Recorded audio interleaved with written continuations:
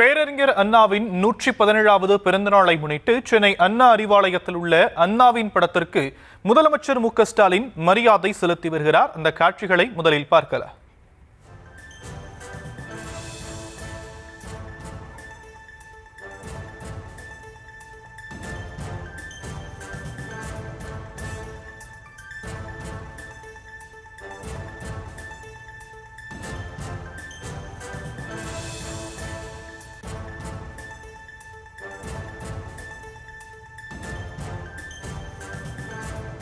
பேரறிஞர் அண்ணாவின் 117வது பிறந்த நாளை முன்னிட்டு சென்னை அண்ணா அறிவாலயத்தில் உள்ள அண்ணாவின் படத்திற்கு முதலமைச்சர் மு.க.ஸ்டாலின் மரியாதை செலுத்தி வரக்கூடிய அந்த காட்சிகளை பார்த்துக் கொண்டிருக்கிற மூத்த நிர்வாகிகள் மற்றும் அமைச்சர்கள் மரியாதை செலுத்தி வருகிறார்கள். விவரங்களை உடைய செய்தியாளர் பாரி கார்த்திக் வழங்கலாம் கேட்கலாம். பாரி கார்த்திக், விவரங்கள்.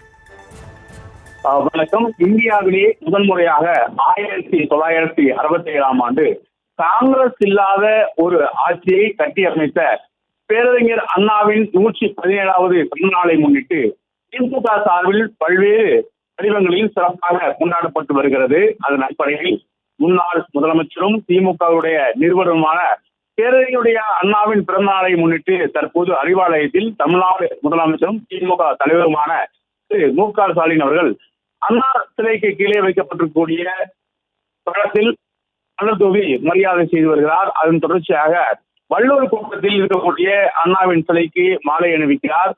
அதன் தொடர்ச்சியாக அண்ணா சாலையில் உள்ள அண்ணாவினுடைய சிலைக்கு கீழே மலர் தூவி மரியாதை செலுத்த இருக்கிறார்.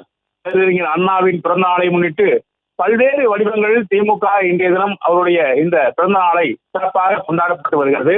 அதற்கு முதல்ல தமிழ்நாட்டுக்கு தமிழ்நாடு என்று பெயர் வைத்தவரும் தமிழ்நாடு அரசியலில் ஒரு திருப்புமுனையை ஏற்படுத்தியவரும் தற்போது திராவிட ஆட்சிகளின் தொடர்ச்சியாக இதற்கு விதைவித்தவரும் அண்ணாவினுடைய புகழை தொடர்ச்சியாக சொல்லும் வகையில்தான் திமுக தற்போது பல்வேறு வடிவங்களில் தமிழகம் முழுக்க அனைத்து இடங்களிலும் அண்ணா சிலைக்கு மலர் தூவி மரியாதை செய்து வருகிறார்கள்.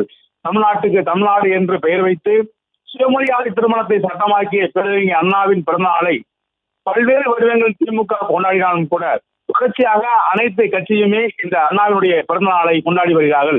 இந்தியாவில் ஒரு மாடர்ன் பொலிட்டிஷியன் புதிய அரசியல் அணுகுமுறையை கொண்டு வந்த அண்ணாவை அடிப்படையாக வைத்துத்தான் ஒட்டுமொத்த இந்தியாவுமே அரசியல் ரீதியாக அந்தந்த மாநில கட்சியாக இயங்கி வருகிறது.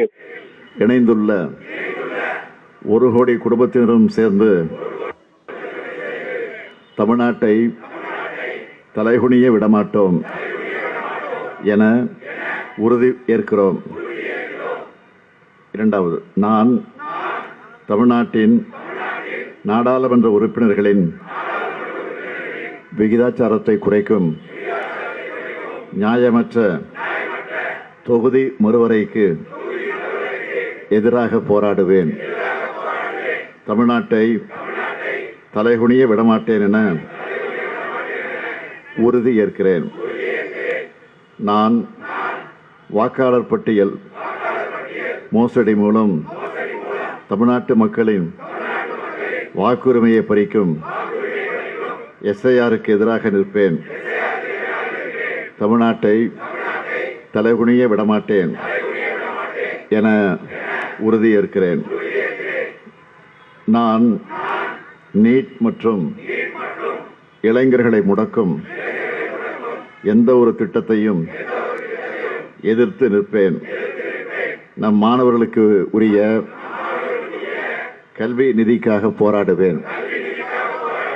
ஒருபோதும் தமிழ்நாட்டை தலைகுனிய விடமாட்டேன் என உறுதியேற்கிறேன். நான் தமிழ் மொழி, பண்பாடு மற்றும் பெருமைக்கு எதிரான எந்த ஒரு பாகுபாட்டையும் எதிர்த்து போராடுவேன். எதற்காகவும் தமிழ்நாட்டை தலைகுனிய விடமாட்டேன் என உறுதியேற்கிறேன். நான் பெண்கள், விவசாயிகள், மீனவர்கள், நெசவாளர்கள், தொழிலாளர்கள் என ஒவ்வொரு உழைக்கும் வர்க்கத்தின் நலன்களையும் பாதுகாக்க தேவையான நிதிக்காக போராடுவேன். தமிழ்நாட்டை தலைகுனிய விடமாட்டேன் என உறுதியேற்கிறேன்.